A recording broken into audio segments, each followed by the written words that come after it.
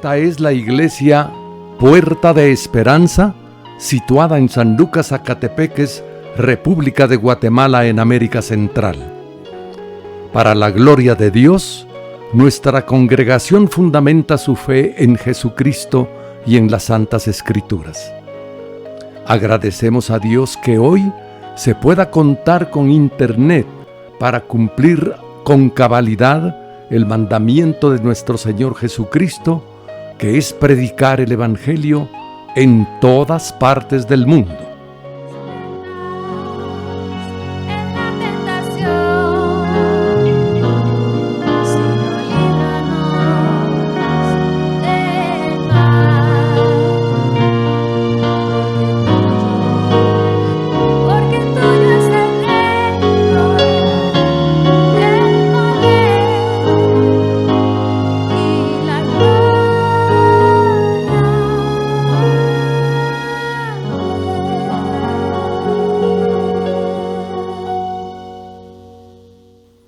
Con mucho agrado, ofrecemos hoy la prédica de nuestro pastor general, el licenciado Gustavo Adolfo Bonilla.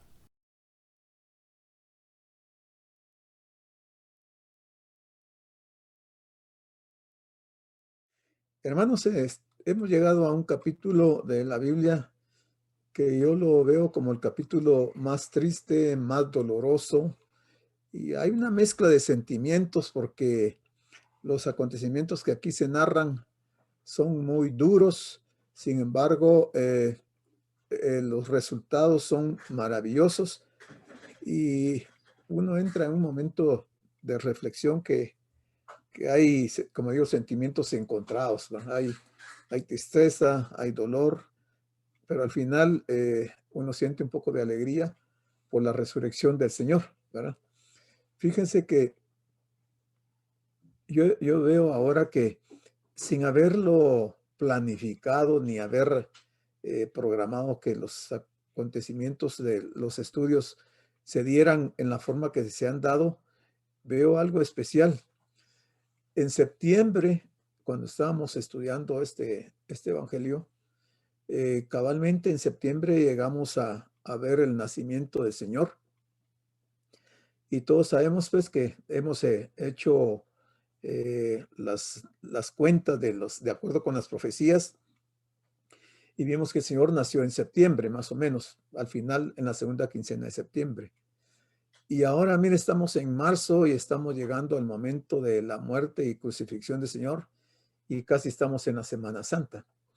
Si lo hubiéramos planificado, quizás no llegamos exactamente a esos temas en estas fechas, ¿verdad? Pero realmente a mí me llama la atención mucho esto. El capítulo 15 ya es el penúltimo capítulo del Evangelio de Marcos y tiene de los temas más importantes, diría yo, de la Biblia, ¿verdad? Así es que vamos a tratar de irlo analizando, porque aquí sí hay bastante información que debemos de considerarla para tener un panorama general de lo que ocurrió hace como 2000 años. Entonces, esta imagen, ¿sí se ve la pantalla? Sí, ok. Esta imagen la puse yo a propósito. Les voy a decir por qué. Este se supone que es Pilato y aquí está el Señor. Y está en el juicio oficial. No digo el juicio legal, porque no fue legal, fue un juicio ilegal. Pero fue el juicio oficial que de acuerdo con la ley debió haberse llevado a cabo desde el principio. Pero aquí donde está Pilato, todo este lugar, se llama pretorio. Entonces la Biblia dice que Pilato, entrando de nuevo al pretorio, llamó a Jesús y lo indagó. Entonces el pretorio es esto. El pretorio estaba ubicado en la parte norte del templo. Había un fuerte que era el palacio de Pilato, y ese fuerte se llamaba Antonia. Y ahí residía él, daba la pared del palacio con el muro del templo, y ahí es donde han llevado al Señor en este juicio para indagarlo. Entonces, cuando hablemos de pretorio, recuérdense que es este lugar, ¿verdad? No es nada más que esto. Entonces vamos a ver que en este estudio vamos a llegar al final a la crucifixión de Cristo, y también creo que entramos a ver una parte, sí, entramos a ver creo una parte de su resurrección, ¿verdad? Todas las escrituras, de acuerdo con la Biblia, 2 Timoteo 3:16, cuando Pablo le escribe, dice que todas las escrituras han sido inspiradas por Dios y que son provechosas para nosotros. Ojalá que de veras lo que hemos estado estudiando sea de provecho para nosotros. Yo he estado pensando esta semana, y les voy a decir algo que he sentido, que hemos estado estudiando el libro de Daniel también, y ahí han habido muchas enseñanzas, pero para mí, creo que quizás esté equivocado. Para mí hay muchos hermanos de nuestra congregación que todavía no se ve un cambio de acuerdo a los principios bíblicos que hemos visto, más especialmente en el libro de Daniel. Eso me preocupa porque entonces quiere decir que no han sido provechosas para nosotros los estudios, sino que ha sido un conocimiento que se ha quedado como eso mismo, como un conocimiento, pero que no estamos haciendo, no digo que todos, algunos digo, pero no estamos haciendo acopio de lo que estamos aprendiendo, y no nos ha aprovechado. O sea, seguimos en la misma situación. Yo creo que vale la pena, hermanos, que cada uno nos examinemos y veamos, porque si no hay cambios, yo les digo, de acuerdo con la Biblia, dice que al que más se le da, más se le demanda. Entonces, si estamos escudriñando la escritura, estamos viendo muchos aspectos que no debieran de ser la forma de actuar de nosotros.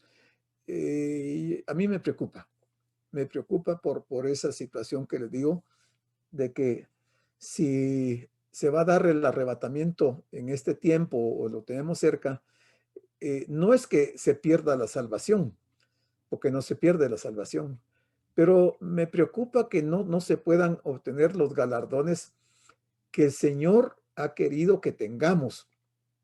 Y eso por un simple descuido de no aprovechar las escrituras. Entonces, solo quería hacer ese comentario.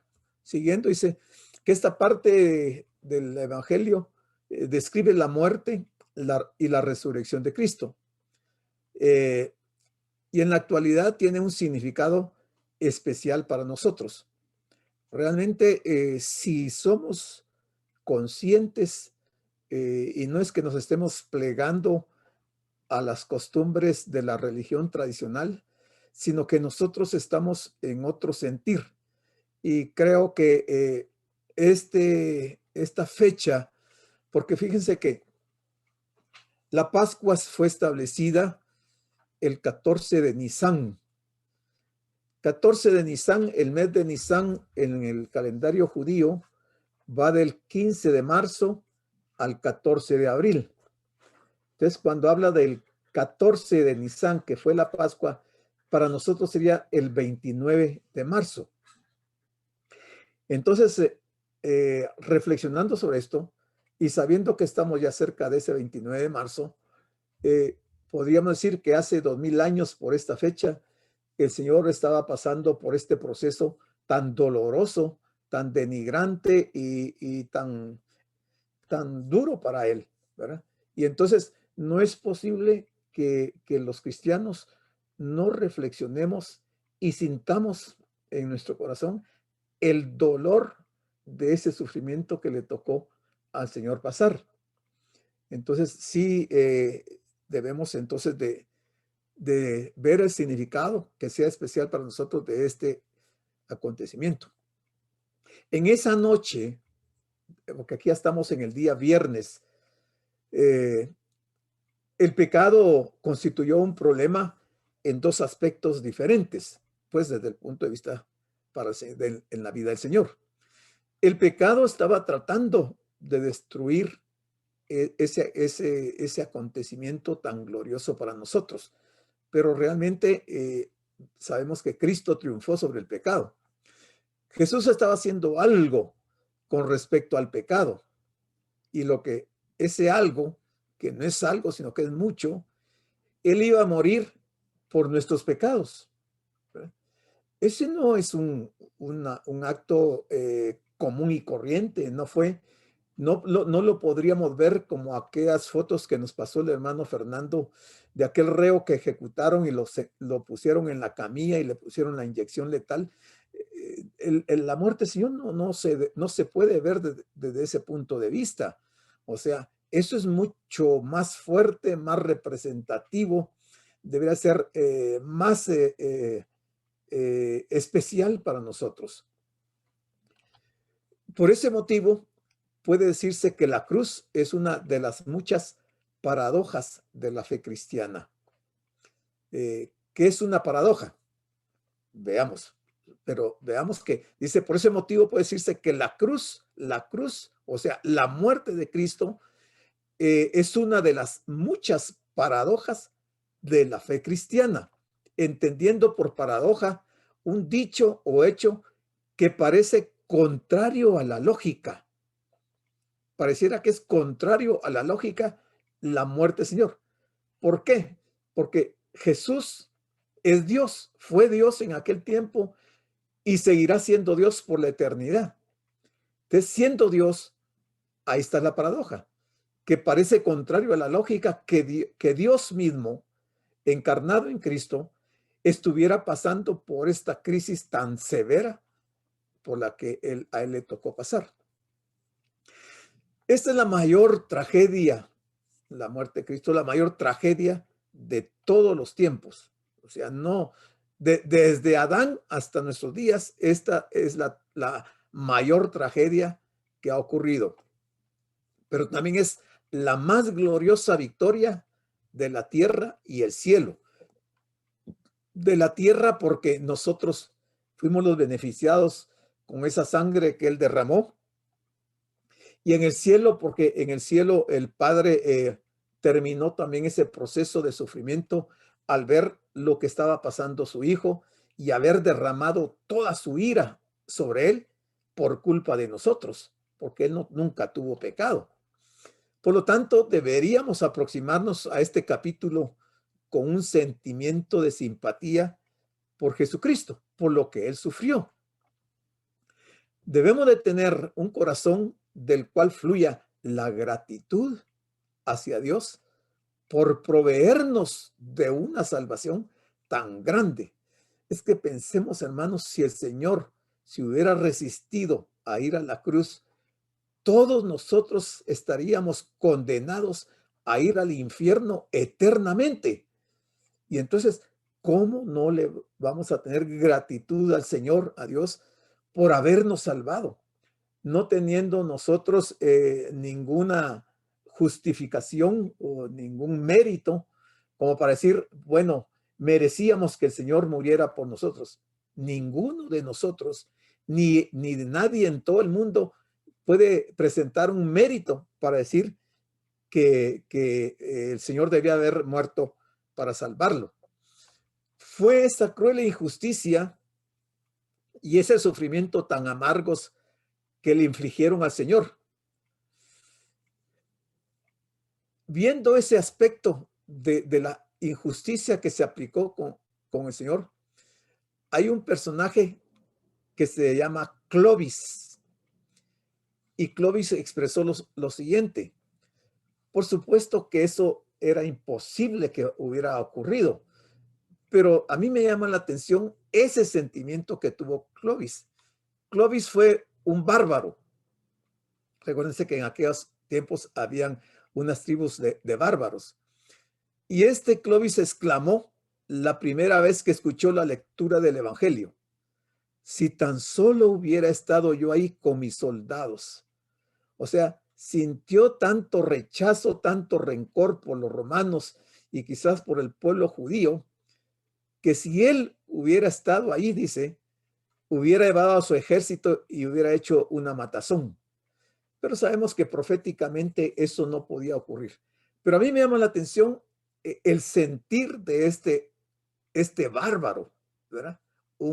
Nosotros sabemos que los bárbaros eran crueles al extremo. Sin embargo, entre toda su crueldad, sentía ese sentimiento de dolor por lo que le habían hecho al Señor. Dios quiere nuestra fe. Él quiere que creamos en el Señor Jesucristo. La fe de nuestro corazón y no simplemente la simpatía de nuestro corazón. O sea, no es que nos agrade simplemente que sintamos algo agradable por lo que pasó, sino que sea la fe de nuestro corazón la que nos mueva a tener un sentimiento profundo. La crucifixión es el clímax y el acontecimiento supremo de esta acción. Es el evento hacia el cual toda la creación y los propósitos de Dios se dirigían desde toda la eternidad. Él era el cordero destinado a ser sacrificado desde antes de la fundación del mundo. Primera de Corintios 15, 3 y 4 dice: porque yo os entregué en primer lugar lo mismo que recibí, que Cristo murió por nuestros pecados, conforme a las Escrituras, que fue sepultado y que resucitó al tercer día, conforme a las Escrituras. Es una inspiración que el Espíritu de Dios le da a Pablo cuando les escribe a los corintios, y Pablo está tratando de permear en la conciencia de ellos, porque los corintios eran un poco raros en su conducta como creyentes. Es que el evangelio consiste en lo que él hizo, lo que el Señor hizo. No es lo que Dios está pidiéndonos que hagamos, sino que es lo que él hizo. Es su acción y no nuestra acción. Dios provee salvación y lo hace en la justicia de Cristo. Él fue entregado a la muerte por nuestras ofensas, por nuestras transgresiones y por nuestros pecados. Pero gloriosamente resucitó para que podamos ser declarados justos. Si Él no hubiera resucitado, bueno, primero muerto y resucitado, nosotros no podríamos haber sido justificados de nuestra maldad. Como expresa la carta a los Romanos en capítulo 4, versículo 25, que dice: el cual fue entregado por nuestras transgresiones y resucitado para nuestra justificación. Resucitado para nuestra justificación. O sea, por eso decía que yo siento, pues ahora que he estado preparando esa lección, una serie de sentimientos encontrados, porque me alegra que Él haya resucitado y nos haya justificado. Pero me duele cuando se relata el proceso del sufrimiento, de la tortura que le tocó vivir al Señor. Ningún hombre en la historia ha sufrido tanto como el Señor. Alguien me podría decir, yo sé que cuando llegaron los babilonios y que hicieron esto con los creyentes y que esto, o lo que hizo Alejandro el Grande, o lo que hizo cualquiera de esos líderes, de esos imperios, pero nunca se puede comparar con lo que al Señor le tocó pasar. Más adelante vamos a ver ese proceso que a él le tocó vivir. Entonces dice, vamos a ver aquí cómo estructuramos este capítulo 15. Aquí tengo un breve bosquejo. En primer lugar, en los versículos del 1 al 6, vamos a ver cómo Jesús es conducido a Pilato. En el segundo punto, vamos a ver cómo Jesús es condenado y Barrabás liberado, versículos 7 al 15. En el tercer punto, vamos a ver de los versículos 16 al 23, cómo Jesús es coronado con una corona de espinas. En el punto 4 vamos a ver que Jesús es crucificado de los versículos 24 al 41. Y en el quinto lugar vamos a ver cómo Jesús es entregado a José de Arimatea y él presta una tumba nueva que tenía, y eso lo vamos a ver en los versículos 42 y 47. O sea, este capítulo tiene 47 versículos, pero nos va a llevar casi el mismo tiempo que el capítulo anterior, que era de 72 versículos. Los juicios legales en el foro romano. aquí hay otra palabra interesante. Ya vimos la primera que la mostré al principio del pretorio, y ahora aquí aparece otra que la vamos a encontrar en la escritura, foro romano. Entonces, esos juicios legales, o sea, los oficiales, se llevaban a cabo en el foro romano. Ahorita les voy a explicar qué es el foro. Eran llevados a cabo tradicionalmente poco después de la salida del sol. O sea, estamos hablando entre 6 y 7 de la mañana. A partir de esa hora empezaba el juicio oficial para cualquier persona. Entonces, versículo 1 de este capítulo 15 dice, muy de mañana, estamos en el viernes, repito, muy de mañana, habiendo tenido consejo, y mire quiénes, primero los principales sacerdotes, los ancianos, los escribas y todo el concilio.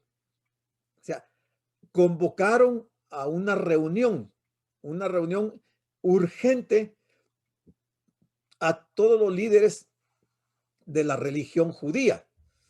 Estuvieron, dice, habiendo tenido consejo, todos estos grupos. ¿Cuál fue la conclusión a que llegaron? Llegaron a la conclusión ese viernes muy de mañana, o sea, antes de que el Señor fuera a Pilato, llegaron a la conclusión, o llevaron a Jesús atado. O sea, en eso concluyeron, de llevar a Jesús atado, como que si hubiera sido un gran delincuente, un gran asesino, o un personaje que merecía un trato como el que le dieron a él. Y lo llevaron atado y lo entregaron a Pilato. O sea, por eso decimos que muy de mañana, porque si entre 6 y 7 de la mañana se iniciaba el proceso legal en el pretorio, quiere decir que madrugaron estos personajes, estos grupos, madrugaron quizás a las 5 de la mañana o antes y estuvieron dialogando, conversando y tratando de llegar a un consenso, porque probablemente algunos no estuvieron de acuerdo en el consejo en la conclusión a que habían llegado.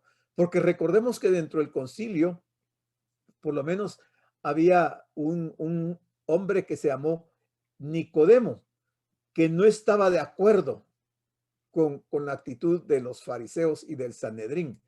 Entonces, si él estuvo en ese consejo, no podemos decir que el 100% de todos estos grupos estuvieron de acuerdo, pero quizás por mayoría decidieron llevar a Jesús atado y entregarlo a Pilato. Este fue el juicio oficial de Jesús. Como decía, es el oficial, pero no fue el legal durante el día.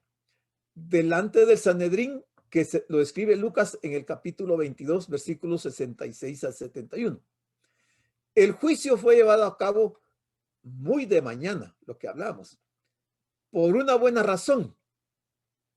El detalle de que Jesús fue llevado a Pilato en la mañana es un indicio de la precisión histórica tradicional.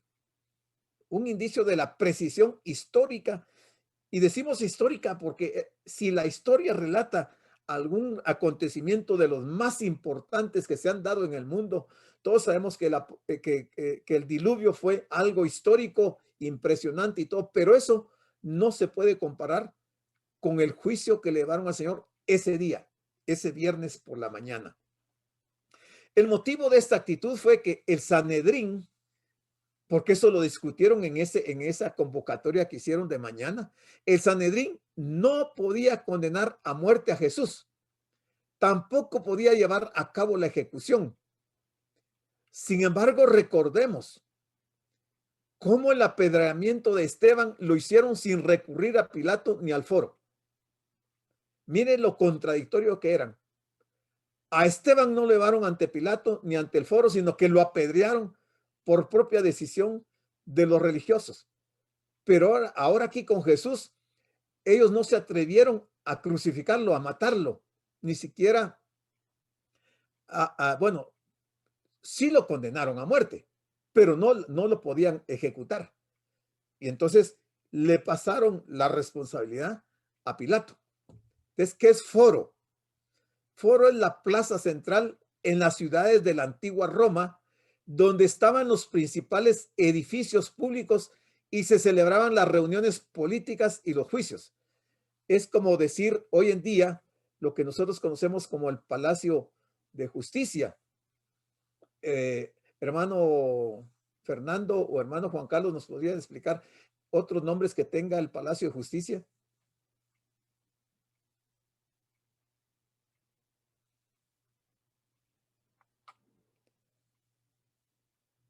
Encienda su micrófono, hermano Fernando, para que lo oigamos. La Corte Suprema de Justicia y organismo judicial. Ok. Ese era, el foro era donde estaban ese edificio de, digamos lo que decía el hermano Fernando, de la Corte Suprema de Justicia y el organismo judicial. O sea, lo llevaron a un lugar donde realmente se resolvían todo tipo de situaciones que eran, digamos, violación a las leyes. Y ahí hacían las reuniones, también celebraban las reuniones políticas y los juicios. Muchas gracias, hermano Fernando. Pero ellos no hicieron con Jesús como hicieron con Esteban, como lo platicamos. Aplicar su propia manera de ejecutarlo, porque ellos sabían que la multitud tenía una opinión favorable de Jesús. Por eso no mataron a Jesús. Porque en el caso de Esteban no era la misma situación. No se esperaba que la multitud de los judíos se fuera a levantar en contra del Sanedrín, pero en el caso de Jesús sí. Entonces no se atrevieron a hacerlo porque temían que el pueblo se levantara, porque recordemos que no todos los que gritaron crucifícale, no todos fueron de los que estuvieron con el Señor. Por ejemplo, el día domingo antes de ese viernes, cuando él hace su entrada triunfal y que decían Hosana al Hijo de Dios, bendito el que viene en el nombre del Señor. Entonces, de ellos, muchos estaban del lado de Jesús. Curiosamente, la Biblia no nos explica por qué ellos no hicieron acto de presencia y se opusieron a este juicio, sino que la gran mayoría de los que no habían creído realmente en el Señor fueron los que estaban gritando que lo crucificaran. Y entonces, en el caso de Esteban, ellos no iban a hacer absolutamente nada, pero en el caso de Jesús sí podía haber una reacción y fue parte de lo que discutieron ahí esa mañana en el palacio con Pilatos. Por lo tanto, aquel tribunal judío tuvo que apelar a uno romano para que ejecutase la sentencia de muerte que ellos habían decidido en esa reunión que convocaron. La acusación de que sus enemigos habían presentado contra Jesús en el Sanedrín no iba a poder mantenerse ante Pilato. ¿Por qué? Porque a Pilato no le interesaba que dijeran que Jesús era el Hijo de Dios. A él no le interesaba. Ni tampoco porque el Señor no estaba de acuerdo con las tradiciones judaicas. Eso no le interesaba a Pilato. Pero a Pilato sí le interesaba si hubiera alguna manifestación o algún indicio de que el pueblo iba a ocasionar un problema de sedición. Ahí sí le interesaba a Pilato. Entonces, esa acusación que hicieron ante el Sanedrín delante de Pilato no iba a servir. Y entonces van a maquinar otras falsas acusaciones. Así que se reunieron muy temprano en la mañana siguiente para formular acusaciones que resultasen válidas en un tribunal romano. O sea, lo pensaron.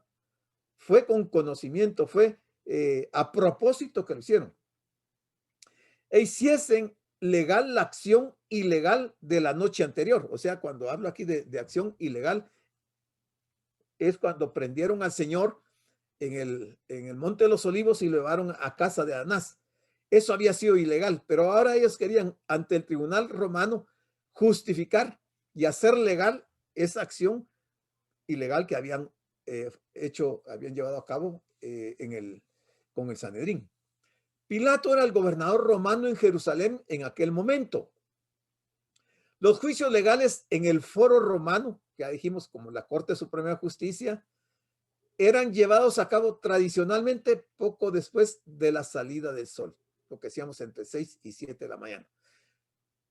Su centro de actividades de Pilato estaba en Cesarea, porque a él le agradaba aquel lugar, que situado en la costa marítima, gozaba de un clima muy agradable. No le gustaba Jerusalén, a donde acudía únicamente en las fechas de las fiestas de los judíos, para controlar los alborotos que se produjesen. O sea, ellos están ahorita en este lugar, en Jerusalén, y aquí está Cesarea. Aquí era donde Pilato residía. Le gustaba el clima de acá, pero no le gustaba cómo era Jerusalén y su clima. Pilato era un político y para él tenía mucho valor el asunto de la conveniencia antes que la justicia romana. Para Pilato como político, él veía más la conveniencia antes que la justicia romana. Era la fuerza motivadora de su vida. Él realmente procuró poner en libertad a Jesús, porque debemos de aceptarlo y la Biblia así lo declara, que él procuró poner en libertad a Jesús cuando descubrió que era inocente. Eso lo sabía Pilato, lo había visto que él era inocente, pero al mismo tiempo quería agradar a los jefes religiosos.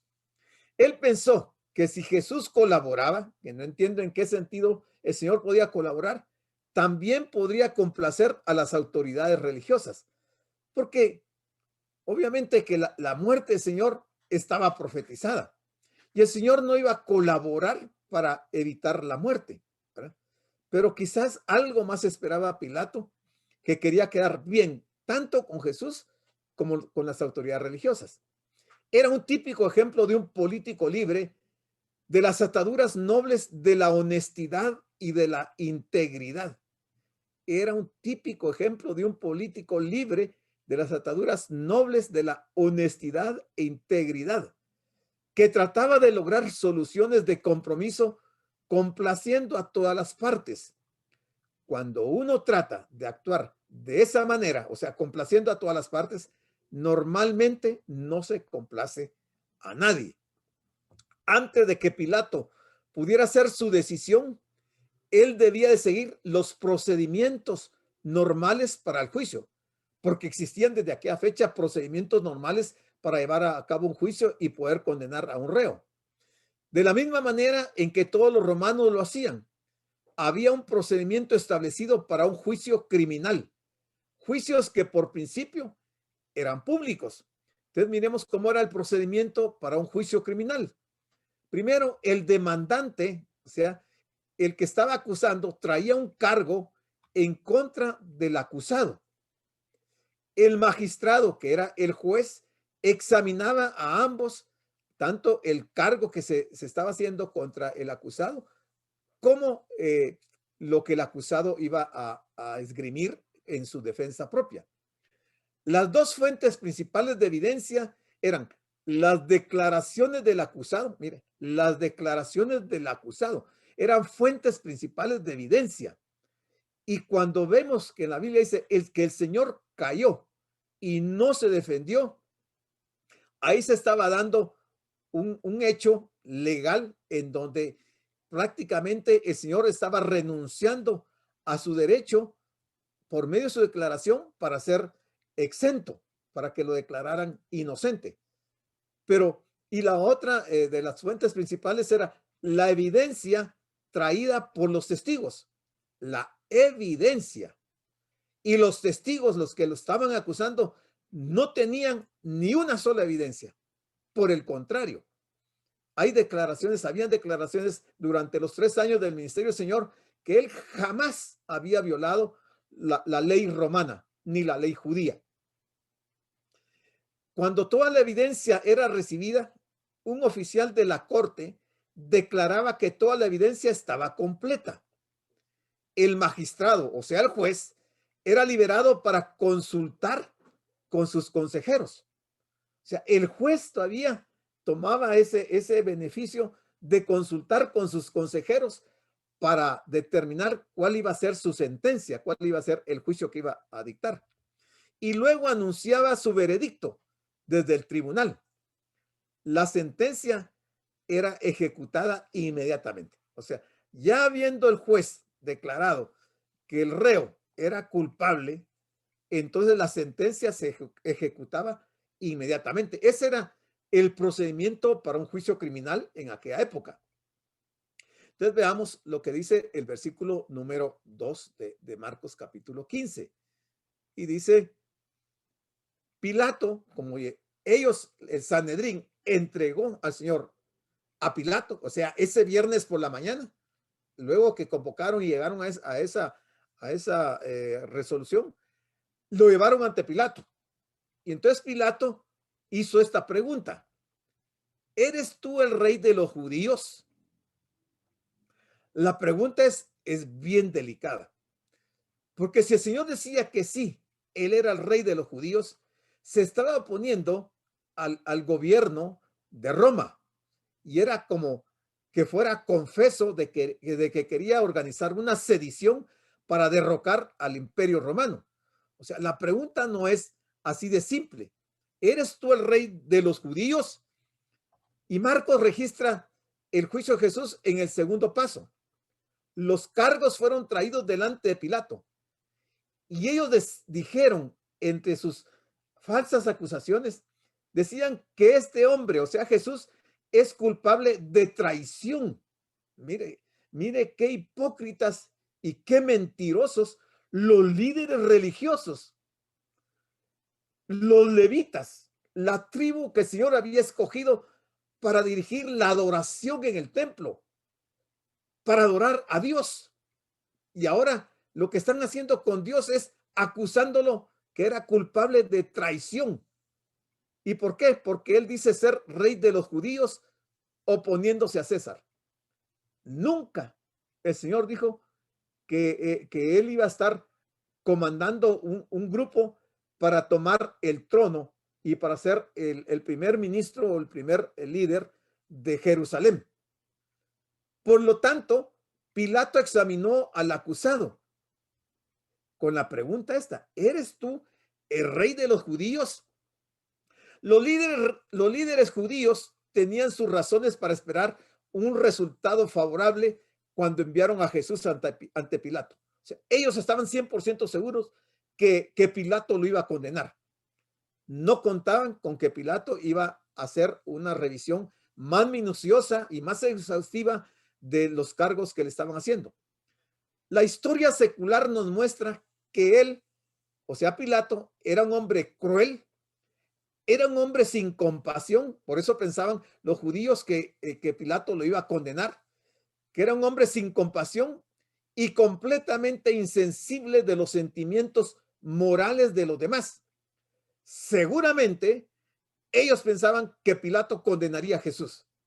Nunca les pasó por la mente que Pilato, su criterio iba a ser de que él era inocente y que no merecía ese castigo. Entonces, respondiendo el Señor a la pregunta de Pilato, el Señor le dijo: tú lo dices. No, él no dijo, cuando le preguntaron, ¿es tú el rey de los judíos? Él no dijo, sí, yo soy el rey de los judíos. Y no lo dice el Señor, la respuesta no es en una pregunta, como decir, ¿tú lo dices? No, él afirmó, tú lo dices. Esta fue una forma de decir, es cierto, lo soy. Miren la sabiduría del Señor, que en ningún momento cayó en alguna ilegalidad, sino que usando palabras, usando expresiones realmente muy sabias, decía una cosa, pero el trasfondo era otro, porque en este caso él estaba diciendo, es cierto, lo soy, y después lo va a aclarar. Miremos lo que dice Juan 18:29. Entonces salió Pilato a ellos, a los judíos, al Sanedrín, y les dijo, porque mire, eran tan hipócritas esos religiosos que no se atrevieron a entrar al pretorio donde estaba Pilato, porque decían ellos que no se querían contaminar. No entraron al pretorio porque decían que se iban a contaminar.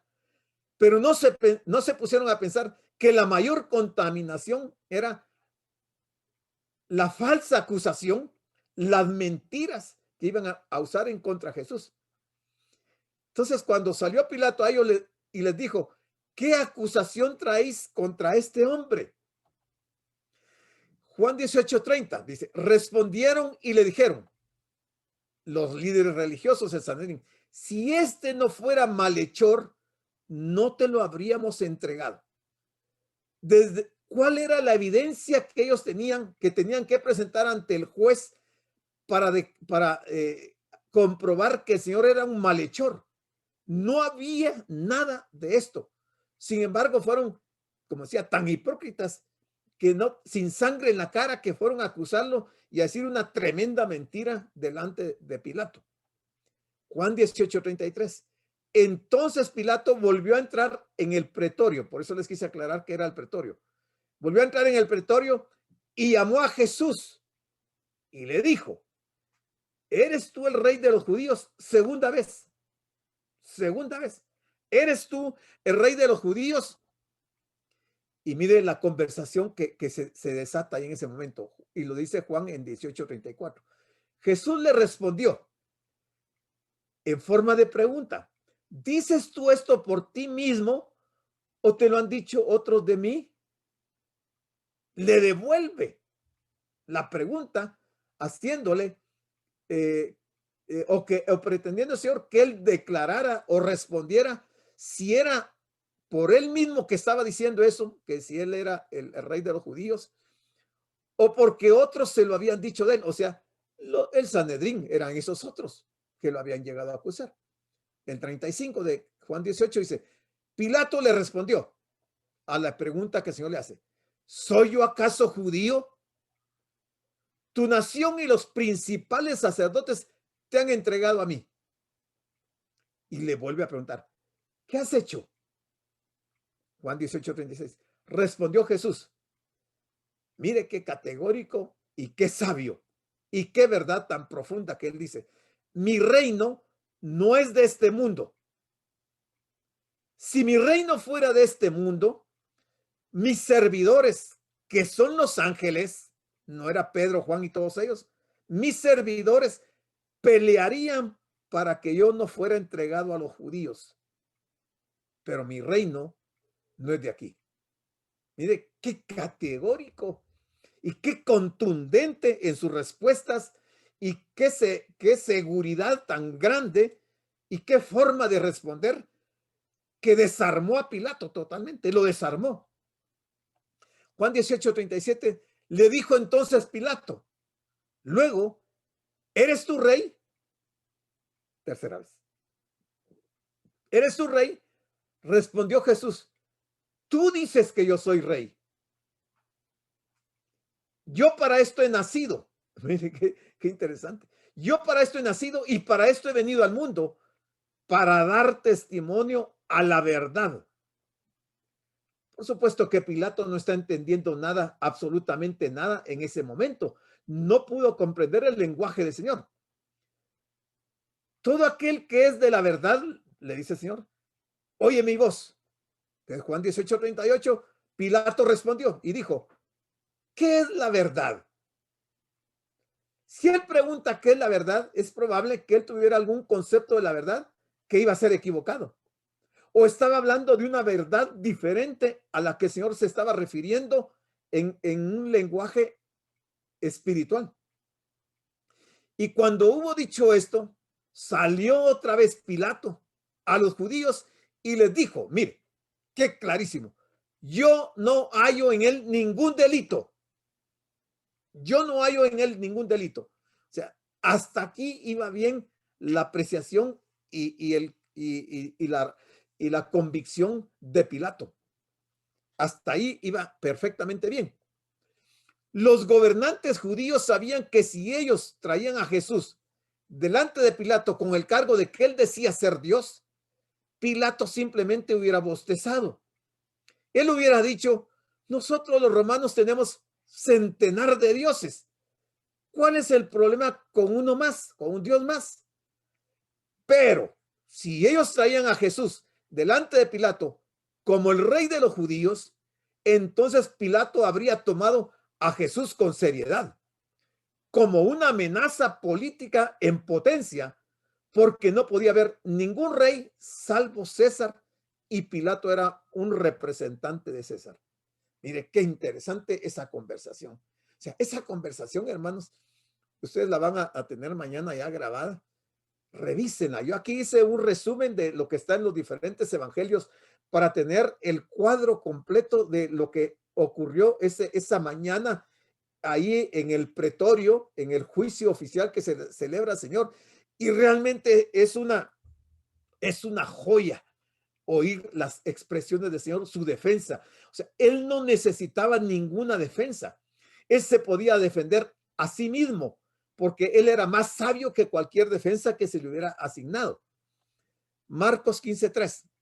Y los principales sacerdotes, como salió Pilato y les dijo que no había ninguna culpa en él, los principales sacerdotes volvieron a la carga y le acusaban mucho. O sea, ya no fue solo una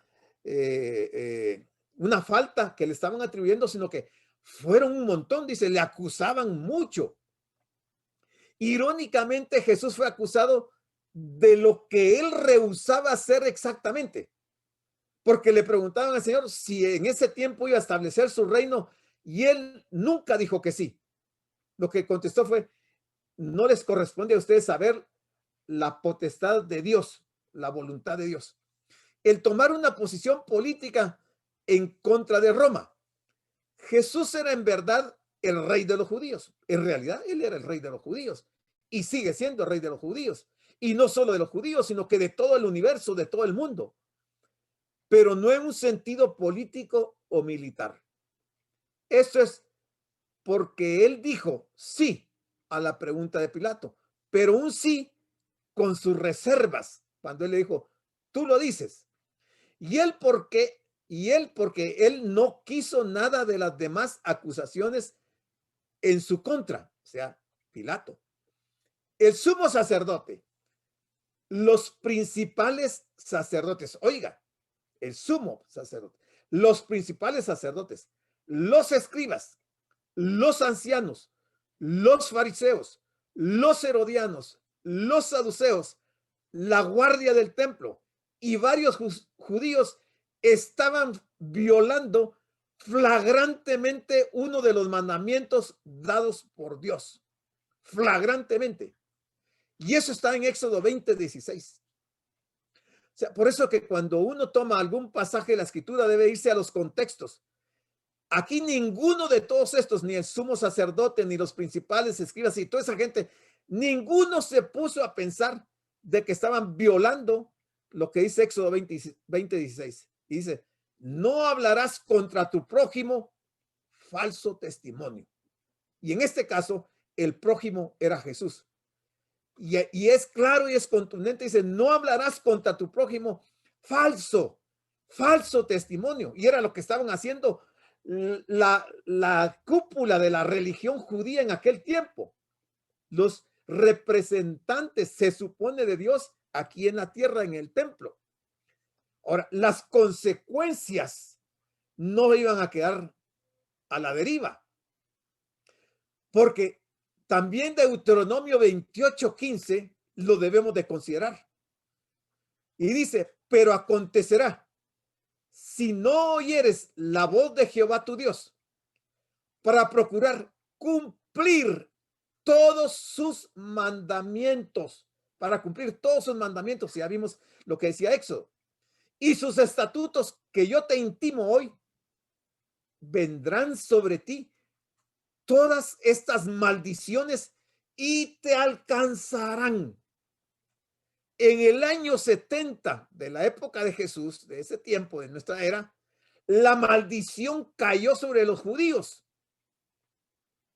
Ustedes se recuerdan que fue la llegada de Tito Vespasiano y destruyó el templo y lo quemó y mató más de 1 millón de judíos y el resto salieron huyendo a lo que se conoce como la diáspora judía. Desde esa fecha hasta 1948 se cumplió Deuteronomio 28:15. Se parecía un mandamiento sin importancia. No hablarás contra tu prójimo falso testimonio. Pero ese falso testimonio se aplicó al Señor Jesús. Entonces, dice Deuteronomio 28:6, maldito serás tú en la ciudad y maldito en el campo. Y no quise poner los siguientes versículos, hermanos, porque son más de 50 maldiciones que el Señor hablaba si la gente no cumplía todos sus mandamientos y sus estatutos. O sea, ellos solos se pusieron la soga al cuello y se ahorcaron, creyendo que estaban destruyendo a Jesús. Si Jesús contestaba un sencillo sí a la pregunta de Pilato, a la pregunta de Pilato, entonces Pilato hubiera inmediatamente declarado a Jesús culpable de traición en contra de Roma. Si él hubiera dicho, sí, soy el rey de los judíos, pero no lo dijo de esa manera. Lucas 23:2 nos dice que eran estas acusaciones. Ellos decían que Jesús, mire, que Jesús incitaba al pueblo a amotinarse, que él decía que no pagaran sus impuestos, totalmente falso, y que él se decía ser el rey siendo una oposición política a Roma. ¿Se recuerdan cuando le preguntaron al Señor, ¿es lícito dar tributo a César? ¿Qué dijo él? Dar a César lo que es del César y a Dios lo que es de Dios. Pero aquí ellos decían que el Señor estaba incitando a la gente para que no pagaran sus impuestos. Los acusadores repetían y forzaban su tercer cargo, que decían que alborotaba al pueblo. Ni nada que ver, hermano. Es que de veras que uno se enoja, hermano, y se le sube a uno ese sentir tan terrible en contra de alguien que está diciendo semejantes mentiras. Y decía que alborota al pueblo enseñando por toda Judea, comenzando desde Galilea hasta aquí.